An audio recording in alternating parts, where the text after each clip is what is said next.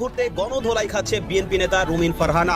BNP নেতা রুমিন ফারহানাকে গণধোলাই দিচ্ছে জনগণ মিলে। এখন ডক্টর ইউনূস মাঝে মাঝেই তার টিমকে মানে তার উপদেষ্টা পরিষদকে তার প্রেস উইংকে শুধু বলেন শেখ হাসিনা আর আওয়ামী লীগ এখনো কথা বলছে কি করে। শেখ হাসিনা মাইনাস হননি, মাইনাস তাই হয়নি, এখনো আওয়ামী লীগও। দর্শক, 13 বছর পরে এই প্রথম কোনো পাকিস্তানি উপপ্রধানমন্ত্রী এবং পররাষ্ট্রমন্ত্রী বাংলাদেশ সফরে আসছেন। বৈঠক শেষে পাকিস্তান ও বাংলাদেশের মধ্যে 6টি চুক্তি যেন বাংলাদেশকে বারবার বার্তা দিচ্ছে, পাল্লে ঠেকা, তোরা বাঙালি যদি পারস ঠেকা মারি। একটি মাছ ধরার ট্রলার সহ বাংলাদেশের 12 জন জেলেকে ধরে নিয়ে গেছে মিয়ানমারের সশস্ত্র বিদ্রোহী গোষ্ঠী আরাকান আর্মির।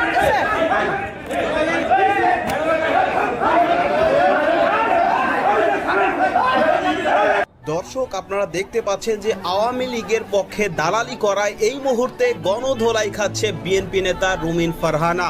বিএনপি নেতা রুমিন ফারহানাকে গণধোলাই দিচ্ছে জনগণ মিলে।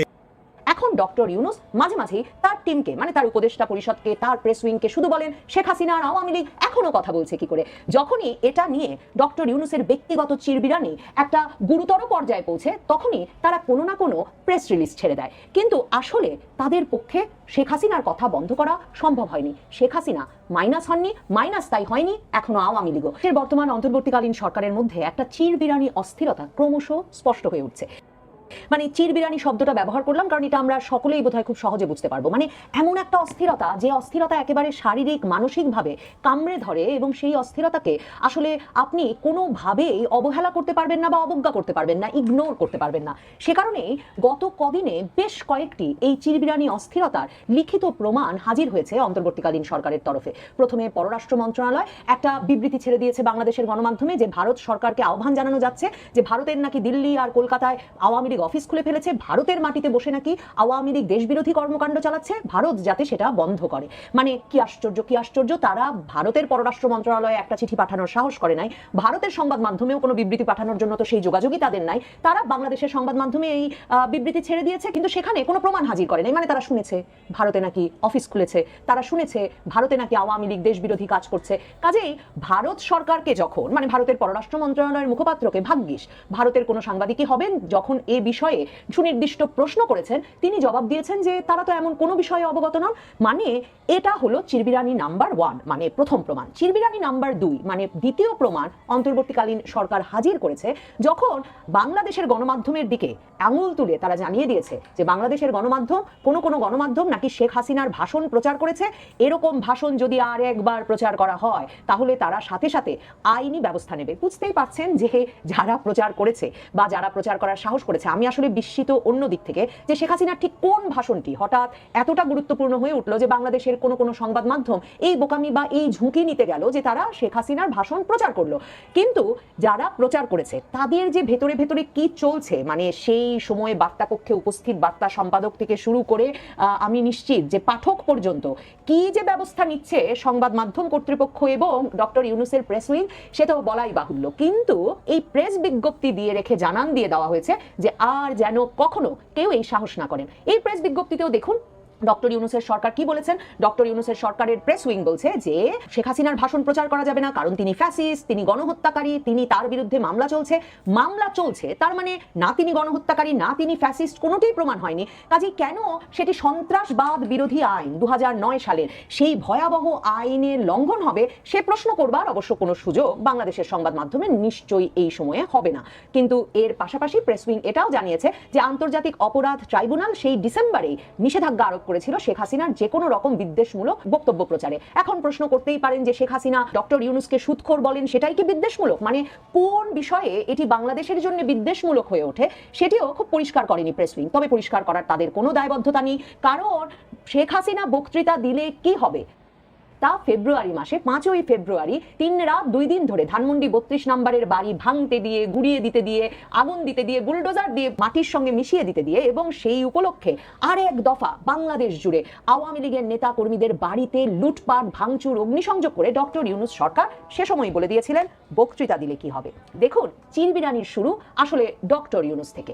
কারণ ডক্টর ইউনূস সেই 2007 সালের 1/11 সময়ে এটা প্রমাণ করে দিয়েছিলেন বা এটা বলে দিয়েছিলেন প্রকাশ্যে যে তিনি আসলে কি হতে চান, তার জীবনের লক্ষ্য কি। এটা ঐতিহাসিক ফ্যাক্ট, যারা স্বীকার করতে চাইবেন না, বুঝতে চাইবেন না, বোকার স্বর্গে বাস করতে চাইবেন, তারা চাইতেই পারেন। কিন্তু শেখ হাসিনা এবং খালেদা জিয়া তারা দুজনেই জানেন ডক্টর ইউনূস ১/১১ সেই বেকায়দা সময়ে যখন সেনা সমর্থিত তত্ত্বাবধায়ক সরকার এলো, রাজনীতি নিষিদ্ধ হলো, সংবাদ মাধ্যমের উপর লাইভ টক শো বন্ধ, নানা রকম নিষেধাজ্ঞা আরোপ করা হলো, তখন ডক্টর মোহাম্মদ ইউনূসের উদ্ভব হলো বাংলাদেশের মাটিতে। ডক্টর ইউনূস একজনকে মাইনাস করে ছেড়েছেন। শেখ হাসিনাকে নিয়ে সমস্যা হচ্ছে, আওয়ামী লীগকে নিয়ে সমস্যা হচ্ছে, এদের মুখ বন্ধ হচ্ছে না।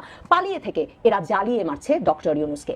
পালিয়ে থেকে কিভাবে জ্বালিয়ে মারছে তার প্রমাণ ডক্টর ইউনূস শুধুমাত্র শেখ হাসিনাকে আর আওয়ামী লীগকে ভয় দেখাতে ধানমন্ডি ৩২ নম্বরের বাড়ি কয়েকদিন ধরে মহোৎসব করে গুড়িয়ে দিয়েই থামলেন না, মার্চে বহু সাধ্য সাধনা করে প্রধানমন্ত্রী নরেন্দ্র মোদী ভারতের প্রধানমন্ত্রীর সঙ্গে তার সাক্ষাতের ব্যবস্থা যখন হলো বিমস্টেক সম্মেলনের পাশে, তখন তিনি গিয়ে প্রথম কথাই তুললেন, আপনি শেখ হাসিনার কথা বন্ধ করুন। এরপর সেই বৈঠকে কি সাড়া পাওয়া গেল তা আমরা ডক্টর ইউনূসের মুখেই পরবর্তীতে অন্য আন্তর্জাতিক সংবাদ মাধ্যমে দেওয়া তার সাক্ষাৎকারে শুনি। নরেন্দ্র মোদী তাকে সরাসরি বলেছেন, ভারতে সকলেই সোশ্যাল মিডিয়া ব্যবহারের জন্য স্বাধীন, ভারতে সামাজিক যোগাযোগ মাধ্যম ব্যবহারের সম্পূর্ণ স্বাধীনতা আছে, কাজেই শেখ হাসিনা তাদের অতিথি হিসেবে সেই সামাজিক যোগাযোগ মাধ্যম ব্যবহারের সম্পূর্ণ স্বাধীনতা পাবেন।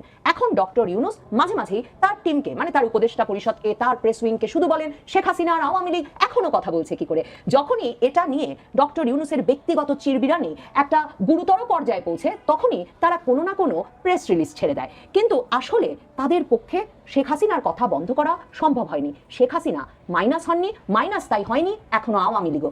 আর ডক্টর ইউনূসের যে নিয়োগকর্তা, ছাত্র জনতা তো বটেই, তাদের আসলে এখন এত রকম কাজে মন, তাদের নিজেদের ভেতরে এত বিভেদ, নিজেদের এত রকম রেকর্ডিং অডিও ভিডিও বেরিয়ে পড়ছে, নিজেরা এত রকম লুটপাট তন্ত্রে মপ তন্ত্রে জড়িয়ে পড়েছে, এবং কি করে প্রাণে বেঁচে এই পুরো খেলা থেকে বের হবে বা এই পুরো খেলা কত লম্বা সময় পর্যন্ত চালিয়ে যেতে পারবে, এই নিয়ে যখন তারা ব্যস্ত, তখন তাদেরও আর এই ডক্টর ইউনূসের অ্যাসাইনমেন্ট অনুযায়ী শেখ হাসিনার কথা বন্ধ করা সোশ্যাল মিডিয়ায়, সেটা তাদের মূল লক্ষ্য হয়ে থাকছে না, বা তারা আর এতে শক্তি প্রয়োগ করে আর কি করবে তারা। মানে তারা মপ করেছে, আগুন দিয়েছে, আওয়ামী লীগের লোককে এখনো পেলে পেটাচ্ছে, আওয়ামী লীগ সন্দেহে সকল প্রতিষ্ঠান থেকে নানা জনকে ট্যাগ দিয়ে নামিয়ে দিচ্ছে, চাকরিচ্যুত করছে, পুলিশে দিচ্ছে, মামলা নেই তবু পুলিশে দিচ্ছে। তবু ডক্টর ইউনূসের যে সার্ভিসটা প্রথমত এবং প্রধানত দরকার, শেখ হাসিনার মুখ বন্ধ করা, শেখ হাসিনাকে মাইনাস করা, সেটা অর্জিত হচ্ছে না। ডক্টর ইউনূস তাই শান্ত হতে পারছেন না, কারণ তার সময় ফুরিয়ে আসছে। তার ছাত্র জনতার বাইরে যে প্রধান নিয়োগকর্তা মার্কিন যুক্তরাষ্ট্র, মার্কিন যুক্তরাষ্ট্রের যে আশীর্বাদের হাত তার উপর ছিল, সে হাত সরে গেছে। মার্কিন যুক্তরাষ্ট্র এখন দ্রুত তাকে একটি নির্বাচন দিয়ে বিএনপির হাতে ক্ষমতা দিয়ে সরে দাঁড়াতে বলছে। তাহলে ডক্টর ইউনূস এই যে এই সময়টায় ক্ষমতায় থাকলেন, সেই ক্ষমতায় থেকে তিনি গ্রামীণ বিশ্ববিদ্যালয় পেলেন, কি 650 কোটি টাকার বেশি কর মওকুফ করিয়ে নিলেন, 10 বছর না কত বছর ধরে গ্রামীণের কোনো প্রতিষ্ঠানকে কর দিতে হবে না, সেগুলো ঠিক করলেন। আবারও গ্রামীণের ভেতরে তার মালিকানা তিনি স্পষ্ট করলেন, শক্ত করলেন, সব করলেন। কিন্তু তিনি তো শেখ হাসিনার মুখ বন্ধ করে যেতে পারছেন না। অন্যদিকে দেখুন, এই সর্বশেষ 5ই আগস্টে আবারও চেষ্টা হয়েছিল তাকে জাতীয় নেতা, জননেতা, এমনকি জাতির পিতা বানানোর। 8ই আগস্ট যেদিন তিনি ক্ষমতা নিয়েছেন, প্রথম তিনি একটা প্রস্তাব ছেড়েছিলেন যে সেদিনটিকে যাতে বাংলাদেশ দিবস হিসেবে ঘোষণা করা হয় এবং বছর বছর যাতে ডক্টর ইউনূসের ক্ষমতা নেওয়ার এই দিনটি বাংলাদেশে পালিত হয়। ছাত্র জনতা থেকে কেউ সেটিকে সমর্থন না করায় ব্যাপক সমালোচনার মুখে কোনো মতে সম্মান বাঁচাতে ওই দিবস পালনের আয়োজন থেকে বা ওই দিবস পালনের পরিকল্পনা থেকে সরে আসতে হয়েছে ডক্টর ইউনূসকে।